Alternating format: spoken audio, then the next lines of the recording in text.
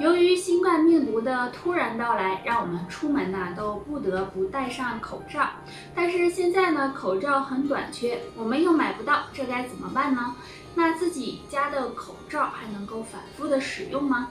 正常情况下呀，口罩是不能够重复使用的。但是呢，如果你没有去人多的地方，只是出门买个菜，口罩呢是可以重复使用的，但是建议大家不要超过5次。那下面呢再教大家2个消毒的方法。第一个，紫外线消毒。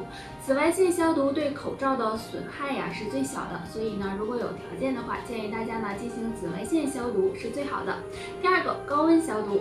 那经研究，新冠病毒在温度达到56度时是可以被杀死的，所以呢，大家可以选择用烘箱，温度56度以上，坚持30分钟，给口罩进行消毒。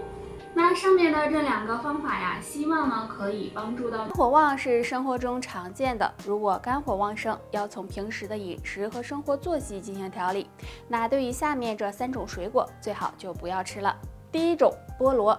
菠萝味道香甜，是很多人喜欢吃的。菠萝的营养价值很高，其中含有很多糖分、碳水化合物以及膳食纤维，经常吃对身体有益。但是肝火旺盛的人就建议不要吃了，因为菠萝属于温性水果，会加重上火的现象。第二种，榴莲。榴莲大家都很熟悉了，榴莲含有的营养价值也非常高，而且它是一种大补的食物。对于肝火旺盛的人来说，榴莲属于温性水果，如果经常吃也会加重火气，让肝火降不下去。第3种，桂圆。桂圆吃起来很甜，但是它和榴莲和菠萝一样，也属于温性水果，也是不适合肝火旺盛的人吃的，所以碰到这种水果也要闭上嘴。肝脏有很强大的排毒和解毒功能，所以我们要好好的保养。如果肝脏不好，平时呢一定要注意饮食，记住少吃3种食物，肝脏或许会越来越好。腌制类食物。腌制类食物中含有大量盐分，如果经常吃会加重肝脏负担，不利于肝脏健康，所以肝脏不好的朋友最好不要吃腌制类食物。油腻的食物，肝脏不好的油腻食物也要少吃，因为吃得太油腻也会加重肝脏负担，在一定程度上会损害肝脏。含蛋白高的食物。蛋白质本身对身体是有好处的，但是对于肝脏功能受损的人，建议少吃高蛋白食物，也会给肝脏加重负担，对肝脏健康不利。除了少吃3种食物，还可以多吃2种食物。第一种，绿叶蔬菜。绿叶蔬菜中含有很多营养物质，经常吃有很好的养肝护肝的作用，比如菠菜、芹菜等。第二种，含有维生素的食物。生活中很多水果含有大量的维生素 C， 比如苹果、荔枝等。那经常吃这类食物对肝脏也有养护作用哦。肝脏是一个哑巴器官，如果肝脏出现问题，我们是感觉不到疼痛的。不过我们可以根据身上一些异常变化来判断肝脏是不是健康。1. 眼睛发痒。中医认为肝开窍于目，如果肝脏出现问题，那么眼睛也可能会有不舒服的情况。若是眼睛经常干涩、发痒，甚至有疲惫、肿胀的感觉，就可能是肝脏发出的信号了，需要及时检查，好好的保养肝脏了。2. 皮肤发痒。平时如果不注意个人卫生，或者是出现过敏症状时，皮肤可能会发痒。但如果排除这种情况，皮肤出现瘙痒，同时还伴有明显变黄的情况，就要小心，很可能是肝脏出现了问题。因为肝脏出现问题会影响排毒和解毒功能，如果体内毒素没有办法及时的排出去，就会堆积在体内，这样皮肤也会受到影响，所以大家要注意。上面这2处发痒，如果你一个都不占，那真替你开心，说明肝脏还算不错。这样一句话，胃是喇叭，肝是哑巴。当胃痛的时候，你是有感觉的，但是呢，没有人会说肝疼，所以我们只能从身上的一些变化来判断肝脏是不是出问题了。脚底干燥脱皮。我们的皮肤和内分泌有很大关系，如果肝脏出现问题，那么就可能会影响身体的内分泌，这样脚底皮肤就容易出现干燥、脱皮甚至干裂的情况。脚底皮肤发黄。正常脚底应该是红润有光泽的，但如果发现脚底皮肤变黄，就可能是肝功能异常，导致胆红素偏高，所以脚底出现发黄情况。脚底纹路变多，肝脏是负责解毒和排毒的，如果肝脏受损，那么就会影响排毒，血液健康也会受到影响。而我们的双脚距离心脏呢比较远，若是脚底纹路变多了，就可能呢是肝脏出现了。经常在家里做饭的，如果一顿饭吃不了，很多人又舍不得扔掉，就会放在冰箱里留着下一顿吃。那么隔夜菜到底能不能吃呢？下面的这2种最好扔掉，可以告诉家里人。第一种，绿叶蔬菜。家里如果剩了绿叶蔬菜，最好扔掉，千万不要隔夜，因为绿叶蔬菜在放置6小时后，硝酸盐含量就会升高，时间越长，对身体健康越不利。所以大家在吃绿叶蔬菜的时候，最好能吃多少做多少比较好。第二种，海鲜。海鲜也是不适合隔夜吃的，因为隔夜的海鲜，其中硝酸盐含量也会升高，而且还会产生一种蛋白降解物，会影响我们肝脏和肾脏的健康。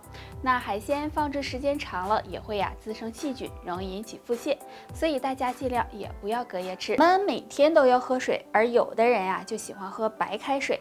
那么问题来了，隔夜的白开水还能不能喝？很多人其实都喝错了。下面我们就一起来了解一下。如果在炎热的夏天，隔夜的白开水中很容易滋生细菌，所以建议大家不要喝。但如果是正常的环境，温度不是很高，那么隔夜的白开水中可能会繁殖一些微生物，但是对身体影响不大，只要水没有变质，没有受到污染，还是可以喝的。还有就是放在水壶中的凉白开也是可以放心喝的，但放在水杯中的就要注意了，最好不要喝。所以隔夜的白开水如果保存得当的话，还是可以放心喝的。那提醒大家，白开水放置的时间呢，最好不要超过3天，最好当天烧开的水当天喝。还有保存的时候最好盖上盖子，以防受到细菌的污染。孩子长牙是很多妈妈比较重视的，正常情况下，宝宝在4到6个月大的时候就应该开始长牙了。但是呢，很多宝宝到了8、9个月还没有长牙，这时妈妈们就开始担心了，认为是不是缺钙导致的，然后盲目的给孩子补钙。其实孩子长牙晚并不一定是缺钙了，还可能和3个因素有关，妈妈们要注意。胎龄的问题，有些宝宝因为早产的原因，牙齿发育的时间不足，这样就会比足月的宝宝出牙晚一些。